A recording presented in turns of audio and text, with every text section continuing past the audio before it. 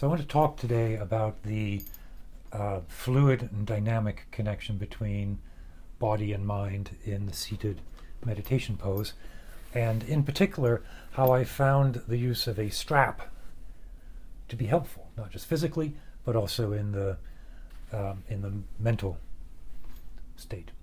So the quiet body seated in meditation allows for the mind to still. Right? Distractions or movement in the body are reflected like ripples by distractions in the mind, and the other way around. Distractions in the mind manifest by discomfort or agitation in the body, and as the two settle, there's a cycle where a stable body allows for stability of mind. Stability of mind generates a more comfortable body posture. A more comfortable body posture allows for more stability, which in turn allows for greater mental quietude, and on and on. I have always had a hard time getting into a good stable pose. The full lotus, where both feet are up, has always eluded me. I've never been able to sit like that. And in recent years, even the half lotus, where I would sit like, probably going to blow my knee out trying to do that. That is not an option for long-term sitting for me now. But there's a benefit to this pose, and one of the benefits is this sort of dynamic tension within the legs as the feet push and pull. It sort of creates a pressure into the ground that's immediately stabilizing. So I started to think about using a strap to assist. I'd seen someone with something that came around behind their back and held their knees up. And I thought, well, maybe that would be more comfortable. My left knee is a locus of discomfort, both physically and mentally. I will catch myself towards the approximate end of a seated meditation. Right? I won't know exactly how much time is left, but I'll know that I'm getting close to the end. So my mind starts to jump around a little bit, like seeking out, like look at the clock, find out how much time I have left, how many breaths do I have to count, like that kind of activity that dances around all the other thoughts and phenomena. And when I try to allow that to simply dissolve, because my ego is a taskmaster, I feel my brain turn its attention to the knee that I know is tight and weak,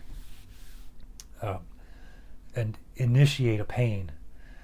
And that's what I mean by that dynamic being two-way. There is, of course, just physical discomfort that comes from being a 54-year-old guy trying to bend his knees.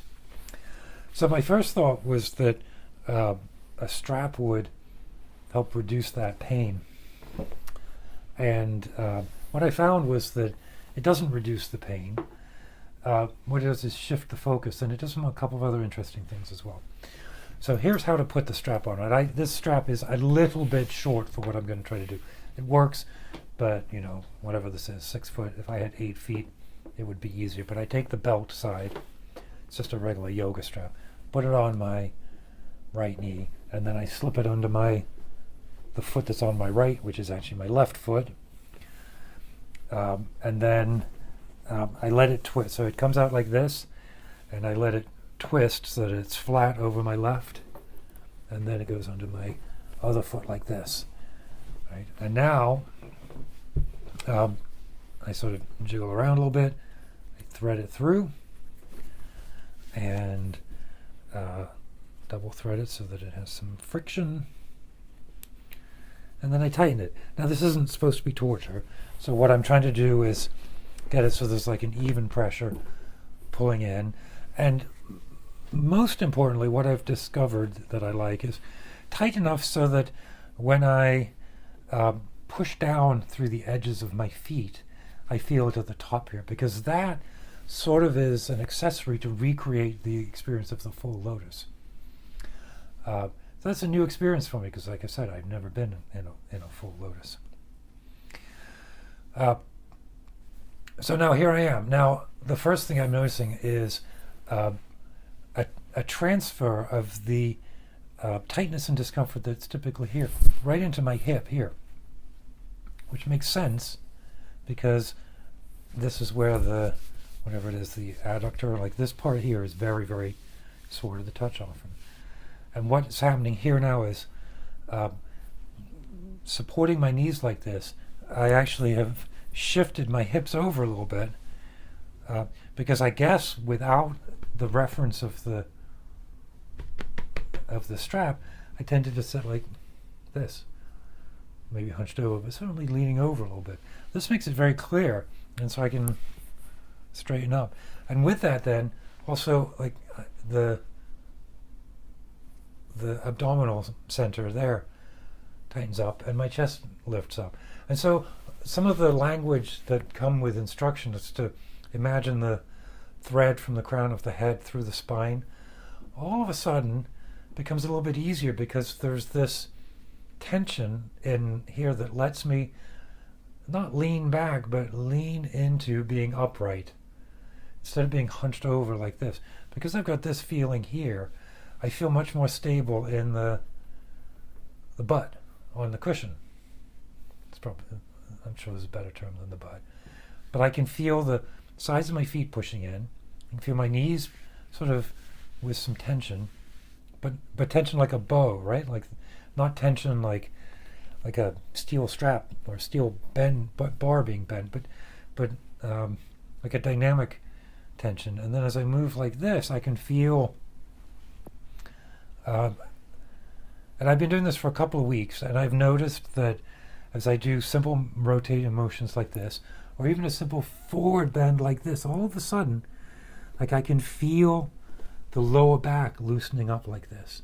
And if I do a stretch back, I can feel the front of my hips loosen up. And then I sit, and I breathe.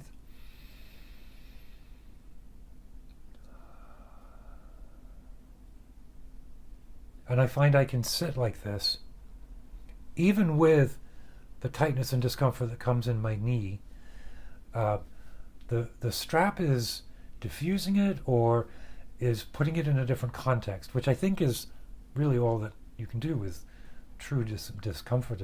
Is not react to it, to observe the labeling that's placed on it. Yeah, my knee hurts, but that doesn't mean I need to become anxious. I'm not going to perish in this moment because of knee pain. You know, all of the thoughts that come up, and the sensation of the edges of my feet constructing this base is really nice, right? So now I have a more stable body. My mind becomes a bit more stable, a bit more silent, because it isn't jumping around from one imbalanced discomfort point to another. And then as I sit for 20, 30 minutes like this, then the mind sort of floods the body with positive feedback. Not the right language, but I don't have any better words to use. And so my body will sit comfortably for longer without demanding attention, or if it does demand attention, I'm more able to simply say that is an experience that has arisen into or against or through consciousness, and I don't need to react to it. I don't need to interpret it in any way. I can continue to sit with the vow of sitting for the duration of the session.